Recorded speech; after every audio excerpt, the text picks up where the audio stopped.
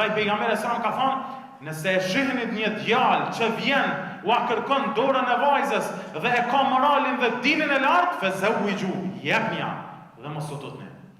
Burrat nderuar, në këtë histori të cilën sot e shpjegova para jush, e shoh vetveten time. Për arsye se një ngjarje e tillë më ka ndodhur edhe vetë mua, ku kam qenë në studime në Jordan dhe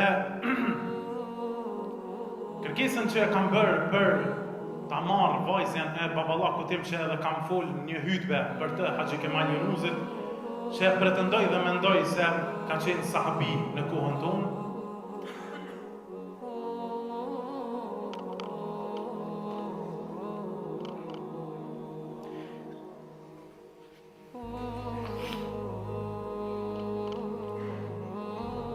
Kur e kam kërkuar dorën e vajzës së tij, kam qenë djalë student.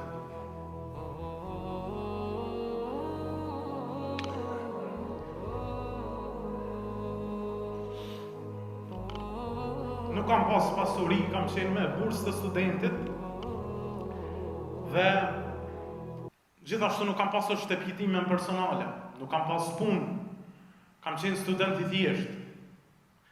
Dhe pasi ka dëgjuar Haxhi Kemali, duke e ditur mirë historikun tim, për një familje të varfër jetim, të nderuar vëllezër besimtar, nuk kam menduar dy herë.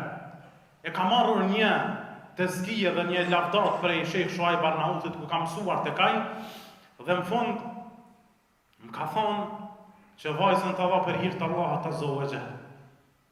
Edhe pse kishte shumë raste ku kishte refuzuar njerëz pasunik, njerëz me pozit, i kishte refuzuar, por kur ka ardhur tek rasti im përkundër varfërisë, përkundër pozitës që e kisha në atë kohë, të nderuar vëllezër për hir të Allahut Azza wa Jall, duke qenë student dhe duke qenë se do të jem nesër prej njerëzve thyrës në rrugën e Allahut Azza wa Jall, Haxhi Kemali më tha po ta japi për hir të Allahut Azza wa Jall. Dhe pas kësaj, Allahu Azza wa Jall na ka qut mira dhe begati të shumta.